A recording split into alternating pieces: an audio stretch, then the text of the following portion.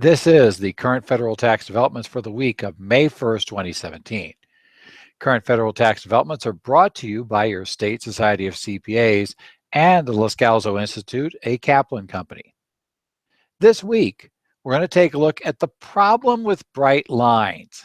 We love having regulations that tell us exactly how things are supposed to work.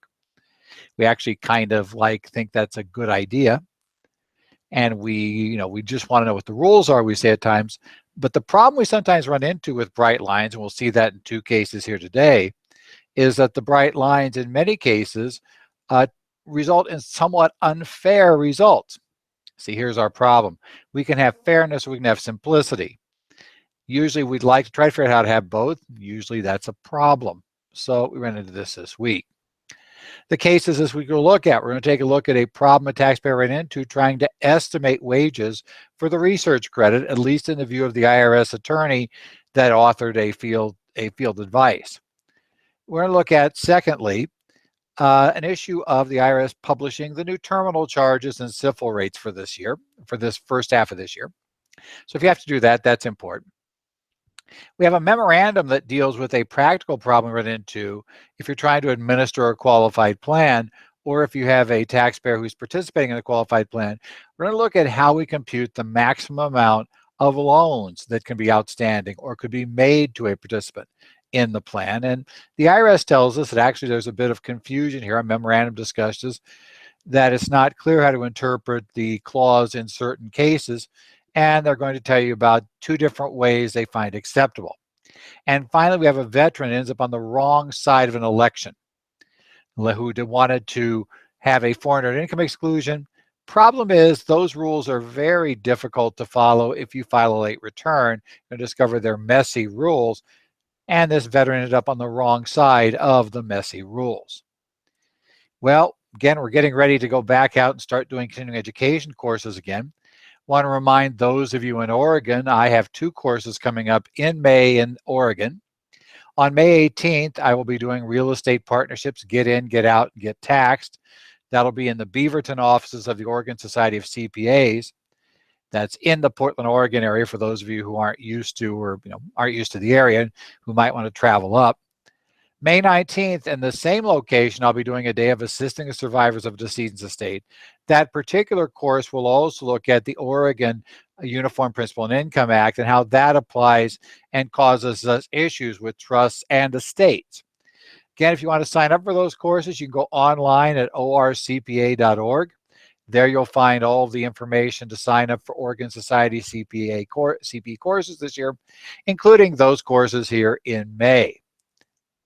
Well, we're going to start taking a look at some of the key issues that happened this week. And let's start with some of our developments here. We're going to start with the fun area of the research credit. And the research credit's interesting because, when you take a look at it, it offers some real opportunities for taxpayers to do some tax planning. There are many refund opportunities. In fact, there is a whole, basic industry that's out there that many of us are aware of that's been developed with CPAs and others who go in and try to find unclaimed research credit for clients and for taxpayers. The problem we run into, though, is in the real world, sometimes clients don't keep and people don't want to keep data. Now, this can be because they weren't aware the data was needed. It can be because, you may know it's needed and the IRS wants it. But the problem is that the people who would have to compile that data, who may not be accountants, may not feel like it's worth the bother. You've run into that many times, at least I have, when you try to talk to people about setting up, reimbursing employees or salespeople for auto expenses, and the salespeople balk at keeping a record of mileage. We end up with long discussions on that. Well, that's one of our problems here today. So the issue becomes, how do you deal with that missing information? Well, the problem we're going to find in the case we're going to discuss here in just a second is lots of times we like to go back and say, well, let's just do an estimate. We know we must have at least this much. And if you think about the old Cohen case, normally in the tax law, if we have a reasonable basis of doing so, we can qualify for an estimate. But in this case, the court, basically an IRS field attorney advice is going to conclude that this isn't going to work, that the regulations require a specific method to be used. And if you don't have the records to do that method, you're just going to kind of have problems. The specific one we're looking at here is Field Attorney Advice 2017-1601F. It was issued by the IRS on April, I should say published on April 21st. These things are always redacted. So what ends up happening is they are finally published so we can read them, normally a few months after they really were released to the service. But this takes a look at Regulation 1.412D1. The problem here deals with if you have wages that are paid, that some of the wages for the employee relates to research operations, some of the wages paid to the employee will not result in that.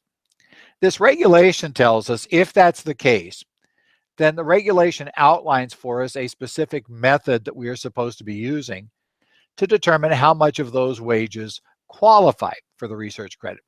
And generally, it provides that in this case, we have the amount of wages allocated performance of qualified service works. And basically, unless you can show a more appropriate method, the amount of in-house research expense shall be determined, the regulation tells us, by multiplying the total amount of wages paid to or incurred for the employee during the taxable year by the ratio of the total time actually spent in the performance of qualified services, that is research, over the total time spent by the employee for all services. So in order to make this work, what we have to have is we need a record, obviously, of all hours the employees work. Well, a lot of people have that. Although, let's be honest, sometimes if it's a salaried employee who's not subject to overtime rules, we might be missing those records. But the other catch is we have to know exactly what the employee was doing, or at least be able to document how much time we can show for sure the employee was actually doing research activities. In the case in question, the exam that led to this field attorney advice, they didn't have those records. They had no such records. So what ended up happening was that the controller ended up doing an estimate. And what they did, he identified employee he believed performed qualified service anytime during the year. Then the controller estimated the fraction of each employee's time that he spent performing qualified services. Multiplied, came up with total wages. Now you might think that we stopped there. But they, interestingly enough, went on and did one more thing. We continued on and we did a second calculation, a second reduction in this. And the IRS, the field attorney advice made it clear, it wasn't clear why we did this, but they said, it seems likely it's because they weren't sure that the controller's estimates were, weren't off. So what he did was he did a denominator, was the number of projects that the taxpayer believed involved more than 50 hours of work by employees and might have involved at least one employee who conducted research.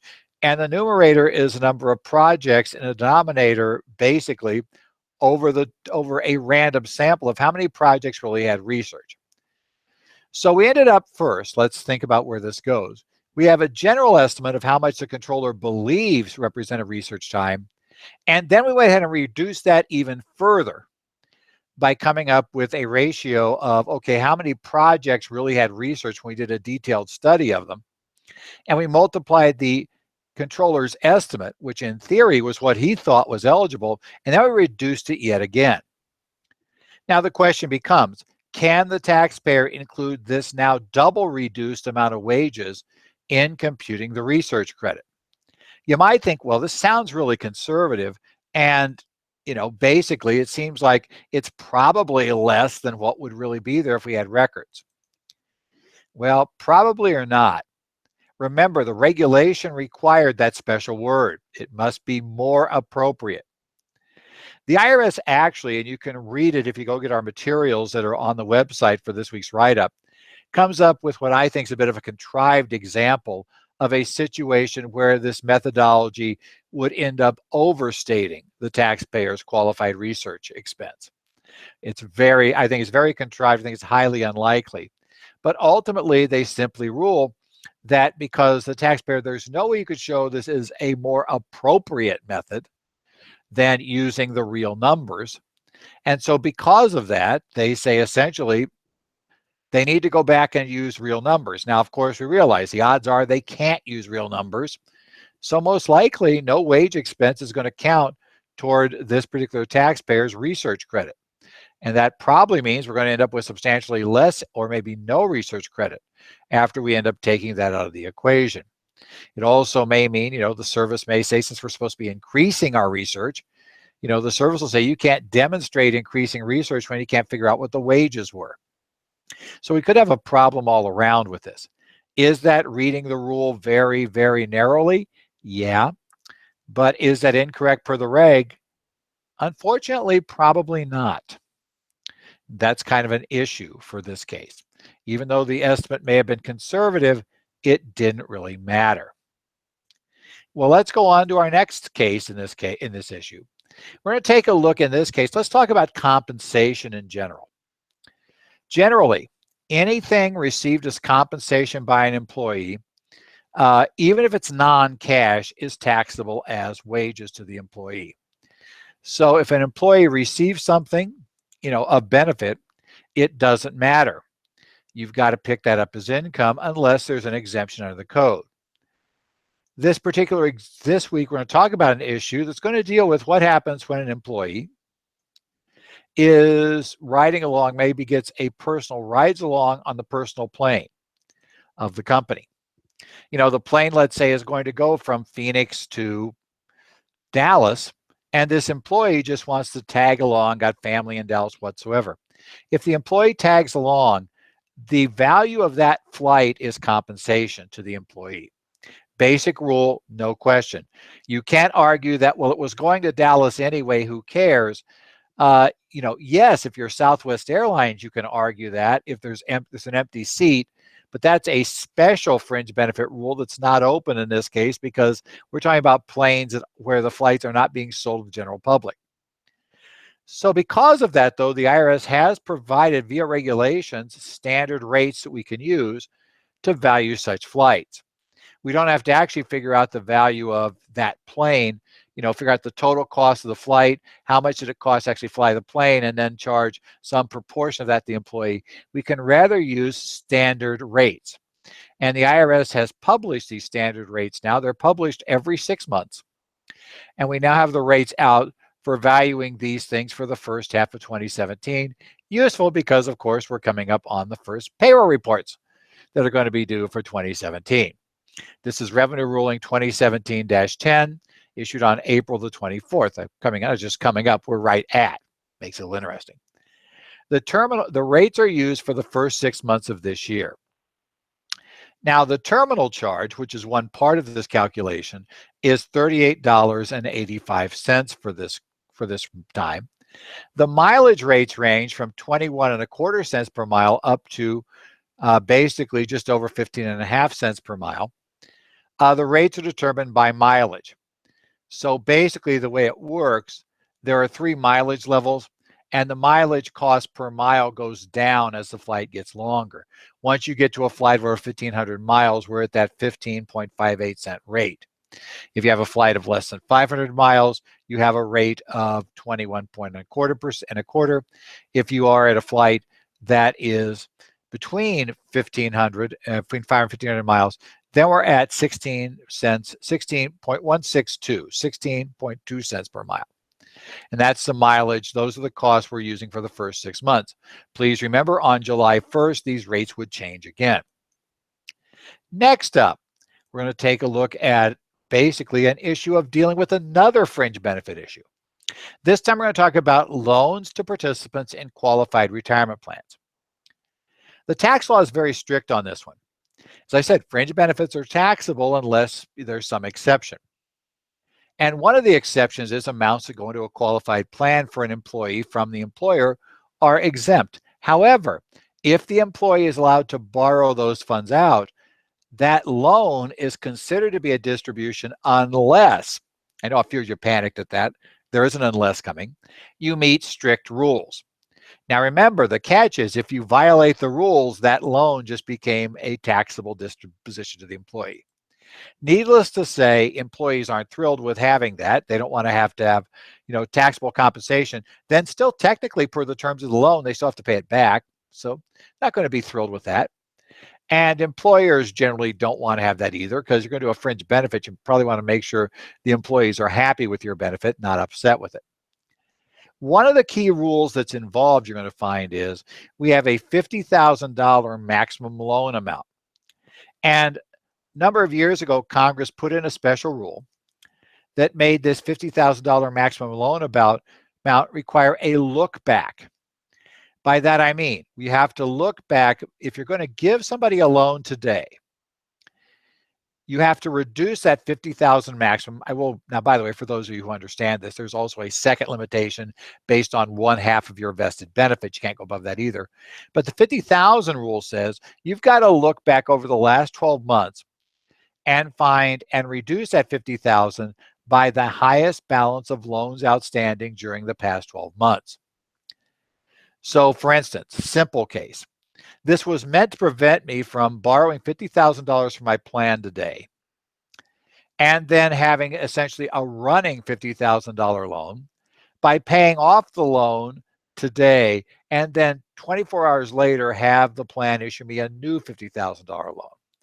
If I'm going to have $50,000 loans, I've got to basically, pay them off and let it sit for a year. So I can't cumulatively have more than $50,000. I've got to always look back. Whenever I'm issuing a new loan, I've got to look back 12 months and make sure I don't have, in essence, reduce my maximum loan by the maximum amount I had in that past year. Well, problem is it's not quite that simple if there have been multiple loans which have been paid off in the prior 12 months. How do we compute the maximum balance? And that's where the IRS comes in with this particular tax memorandum. This memorandum, which is from the Tax Exempt and Government Entities Division of the IRS, it is TEGE 04-0417-0016, issued on April the 20th. And this goes back and looks at the case. The example it's going to deal with here is, let's say a participant borrowed $30,000 in February, fully repaid in April. Then in May, he borrows another $20,000, fully repays it in July. Now in December, he comes in for a third loan. Question: is he eligible for a loan? And there are two ways you could compute that. He took a $30,000 loan out. Now, there's no question there, pays that back. When he goes for the loan in May, there's no question that essentially the max he can take is 20 grand. But now he's paid that loan off. Now let's see, he had a $30,000 loan at one point. Then we max him up to a $20,000 loan. Now again, both of those have been paid off. Now the question becomes, in December, does he have any borrowing capacity? And the IRS in this memorandum says, well, the law is not clear on that one. In essence, under one piece of logic, maybe he's already at his maximum. 30,000 plus 20,000 is 50. He maxed out. When he borrowed basically in May and took the $20,000 loan then, well, that basically blocked him from making any more borrowings until we got past that first $30,000 loan. But the IRS said, but you could look at it another way. If he hadn't paid off the $30,000 loan, but instead that loan had stayed in place, and so he paid $10,000 down on it. Then he went and paid $20,000. Well, then his max would have been 30. So the question becomes, do we take into account that he never had more than $30,000 outstanding at any point during the year, or do we have to say that no, it's 50? You have to add the two up. The memorandum concludes that either one of these methods is fine. If a plan has been using either definition, as long as you do it consistently, you can't discriminate against employees. But if you do this consistently, either one of those methods that you've been using to interpret your plan document is acceptable. And according to this memorandum, agents are not to challenge it so long as they've used one of those two methods. So if you have this situation, you can do either method. Just remember, you do have to be consistent. You can't give the owners the benefit of no, those are separate loans and the maximum amount was 30 grand. But then for the rank and file say, oh, sorry, you've already taken your 50. You got to be consistent, But if you're consistent, then we should be in good shape, and this gives us some flexibility to deal with this situation. Next up is the foreign earned income exclusion. Now, anybody who's used that knows you have a client that's working in a country other than the U.S. Please remember that. It's not outside the U.S. They have to be in a country, not in the U.S. We had those Antarctica cases a few years ago, and we've had the flight attendant cases of flying over international waters. Neither Antarctica nor international waters are another country, so wages you earn for that don't qualify for the exclusion. But if you do qualify, it's useful for moderate earnings. Obviously, if you're being paid $500,000, it's not going to work for most of your earnings. But if you have earnings below 100 grand, basically it's worked for many years and wipes those things out. It's great. And it's a full exclusion. So it's very simple. You don't pay tax. And we don't worry about then having to do things like the foreign tax credit to figure out how much of your, how much of the wages that maybe were taxed by both the US and the Netherlands are now going to be subject to, where do we get the credits, which country gets the credit, and exactly how much do we work with that? That whole mess is gone. So we have that particular issue. But, you might think, well, there we file a Form 2555. But it's important to note Form 2555 really is an election. You are electing. You do not have to use the foreign earned income exclusion. And because of that, it's an election, and the law provides that the IRS can tell us how that election is to be made. In the regulations that deal with this, there is a set of regulatory deadlines for making this election. If you make this election, you have to make it by a certain date. Now, the IRS did not go with just saying it's got to be made on a timely filed return. Rather, we're going to find out that this is a rather complicated set of rules, but the number one thing to take away from this is if a taxpayer files a return more than a year late, the taxpayer is at risk to losing the ability to make this election unless the taxpayer has no tax due at all once this election is made. If any tax, even $1 of tax, would be due on a taxpayer's return, if this election, even with the election being made, the taxpayer is at risk if the IRS discovers the problem first. Now we're going to take a look at the case where the question becomes, did the IRS discover the problem first? This week, we're looking at the case of Redfield versus Commissioner, Tax Court Memorandum Decision 2017-71. That case deals with this issue. Now, the way the rules work, let's talk about what we're going to do here. There are basically 5 different ways we test the exclusion to see if the election is timely. The easiest way to make a timely election is if you file a timely return before the due date, including extensions, you include 2555. No problem, you're in. What if you didn't make the election on that return, but you did timely file? Then an amended return, as long as the statute's still open, is also fine. Okay, what if you don't file on time? Well, then we get to a third test.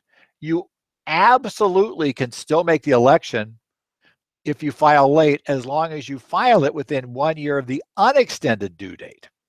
Okay, so there's 3 tests. Now the catch comes. What if it's been the taxpayer did not file on time and it's been more than a year? Can the taxpayer still make the election?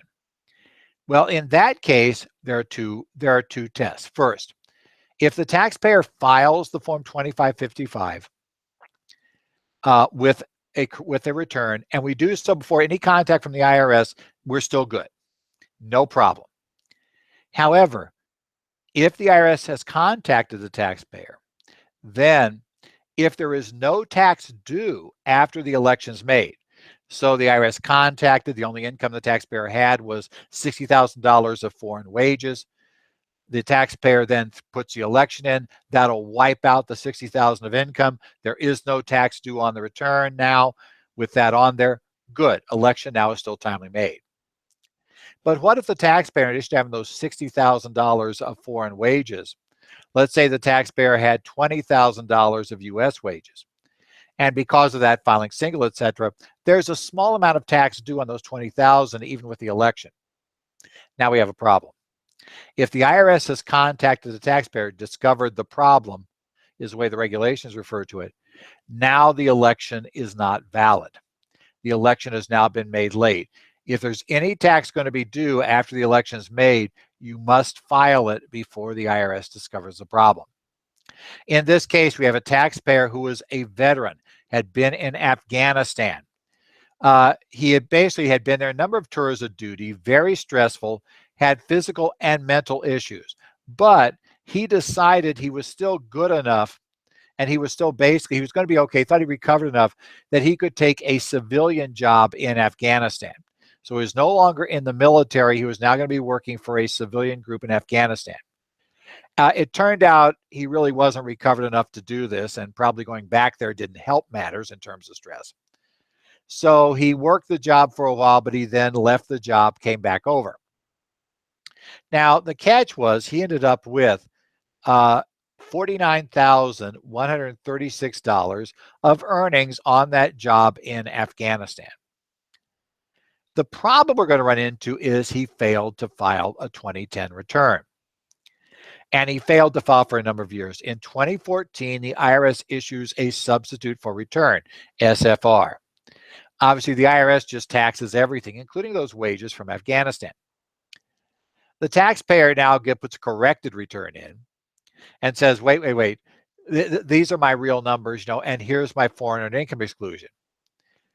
The IRS says, well, thank you for the return. We're going to correct our SFR, but the IRS position was, we're not going to allow the foreign earned income exclusion. The IRS position was, you didn't file this election on a timely basis. And there is no special rule in the regulation that allows for, reasonable cause, any of those things. Rather, under this rule, you have to file it timely. Now, we talked about this case a couple of years ago, talked about the same issue, except without the veteran complex or the potential issues of reasonable cause in the case of McDonald versus Commissioner. And the McDonald case, similar sort of problem. And in that case, the court found that an SFR was an IRS discovery for this purpose. The IRS discovered, the courts effectively said it wouldn't make a whole lot of sense to say the IRS has to not only say, hey, here's these wages that you didn't report, but oh, by the way, they've got to figure out the wages were in Afghanistan and you met one of the two tests that would allow you to claim the foreign income exclusion. Court said, no, it doesn't make sense. If they've contacted you, then they have discovered that you didn't file a return. If you didn't file a return, they've discovered you didn't make an election if one was possible under this rule. So as such, tough luck, guys. You've got to pick that up. You cannot do that exclusion. The court said, look, we understand. In fact, we understand your service to the country. We recognize the stress and the problems that came. We understand that these procedural requirements are messy. They're complicated. It's not easy to understand why these things work the way they do. But the court found the law is, the regulation and the law gives no out. You have to do this. Now, this can help excuse your penalties. This could be useful for collection issues, but it's not going to help you in terms of getting out of being able to actually claim the exclusion on this return. That, unfortunately, there is no option. Well, remind you, we are now into the time where you probably started getting your CP catalogs from your state societies. And now's the time to sign up for courses if you haven't already. Note, almost all the state societies allow you to sign up online. So you go online, take a look at the courses. We, of course, here at Loscalzo Institute have courses in both accounting and tax we're doing for state societies around the country. So you want to go ahead and take a look at your state society catalogs. I'm going to be doing courses this year in a whole bunch of states. I'm going to be doing some courses here. As I've said, Arizona, obviously have a number here. Have a number of courses. I have some coming up in Washington. I'll be doing courses in Oklahoma. I'll be doing courses in New Jersey. So I've got various places around the country. Be doing some up in July in Montana, in Bozeman, if you're up in that area. So check your state society catalogs. Go ahead and sign up now. By the way, it really helps the state societies if you do sign up early. The catch is the earlier you sign up, and this is really important when you consider the cost of travel. Some of you may have been involved with cases where, a course just didn't get enough people signed up. One of the reasons what happens and why courses sometimes have to be canceled is because by the time we discover there are enough people to make it financially viable to do the course generally, do the general expenses that we have that are controllable, the airfare has gone to the ridiculous. So the earlier that you can sign up, the more you prevent that. I do remember one case where when you get within a week of the day of the course, the airfare went from about $400 to $1,600. Yeah, that makes a difference because you can take a look at the cost per person, of course, and you realize that that's probably going to require you to have 4 or 5 more people sign up just to pay for the airfare. So the earlier you can sign up, the better you'll do and help your societies get the courses you want for your state society. This has been the current federal tax developments for the week of May 1st, 2017. You want to catch our daily updates, when we do them during the week, and they're not always daily, but as I get time to write things up, I'll post updates at currentfederaltaxdevelopments.com. You can also download a PDF with our articles from that site. You can send any questions and comments to me, Ed Zollers at currentfederaltaxdevelopments.com.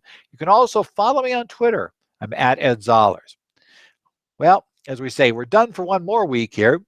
So I look forward to having fun this week doing your tax work.